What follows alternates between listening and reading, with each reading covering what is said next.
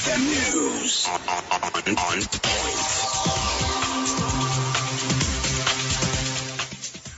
The news on XFM. I'm Chris or Tim.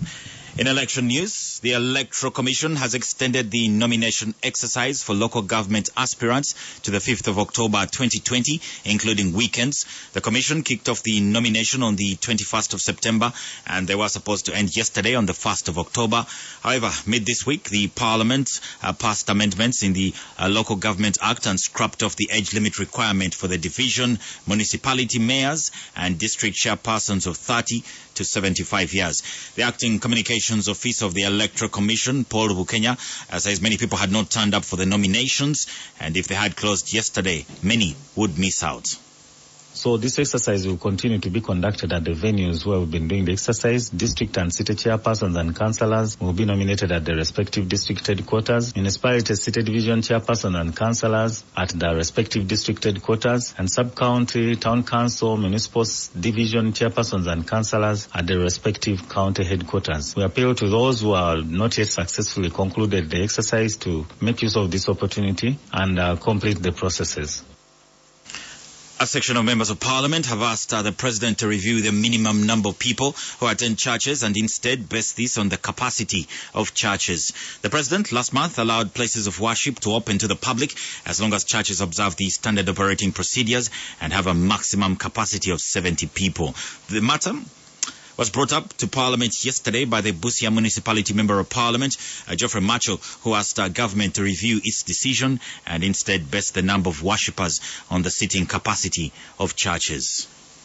That the National Task Force should advise our head of state, President, that we have large cathedrals, the Namirembe Cathedral, the Kibuli Mosques, we have churches like where I come from, Miracle Center, Church of God of Prophecy, these are very large churches. We have churches like the Church of Uganda, of St. John, and St. John Catholic Church. We pray that these churches should be allowed to seat people, the number they can manage of a distance of 2 meters.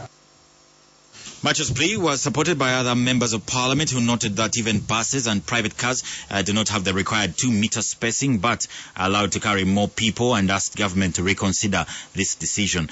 The Minister of State for Primary Health Care, Joyce Mariku, did say that more numbers will be allowed with time as the ministry chose to take a gradual process. So I want to say that indeed it is true, 70 might be a smaller number, but given the fact that this is still the first window is being opened for the churches, very sure His Excellency the President will, after this review, will make another statement in regard to the churches.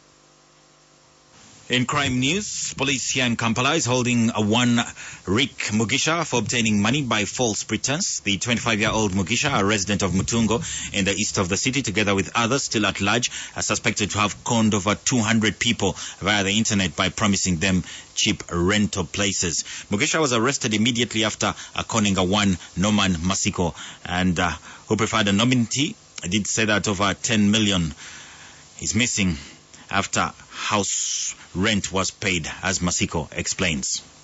The following day when I went back to check on the house, because it was dirty, there was a lot of debris from the renovations. I wanted to start cleaning it up and maybe transfer my things. So when I reached there the following day to try out the keys were not opening the back door. So I went ahead to the front, and the lock was actually different from the keys they had given me. So that's when it crossed my mind that probably I had actually been conned. The police CID spokesperson Charles Atwine did say that such kind of fraud is on the rise, warning the public to be vigilant. What is very funny, an apartment that is supposed to be like, for example, 2 million, they charge between 500,000 to 1 million, and then they make you pay for a year. After the payment, they vanish. Now, when the client comes to occupy the house, now the legitimate and owner of the house comes and says, no, look, we don't know you, we have not had any transaction with you. And now, unfortunately, at that time, the client cannot trace Mugisha. The line is disbanded and they vanish. We want to advise the general public to be careful when they are attempting such kind of transactions, because this is an internet which you may not verify.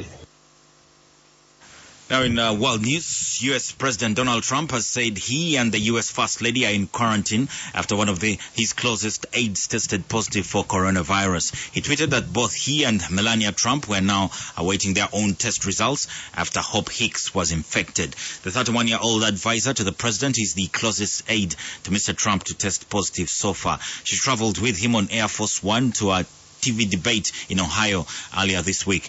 Ms. Hicks was pictured getting off the presidential jet on Tuesday in Cleveland without a mask. Now in sports, Arsenal boss Mikel Arteta believes his side took a step forward by beating Liverpool 5-4 on penalties to reach the quarter-finals of the Carabao Cup after a goalless game. After 90 minutes, goalless at Anfield, the Gunners goalkeeper, the German Bernard Leno, saved 2 penalties in the shootout before Joe Willock scored the winning spot kick. Arsenal lost 3-1 in the Premier League at the Reds 4 days ago, and Arteta was pleased with his side's response. Arsenal will now host Manchester City in the last 8, with all ties to be played in the week commencing the 21st of December, just before Christmas of this year. That's the latest XFM News. XFM News on point.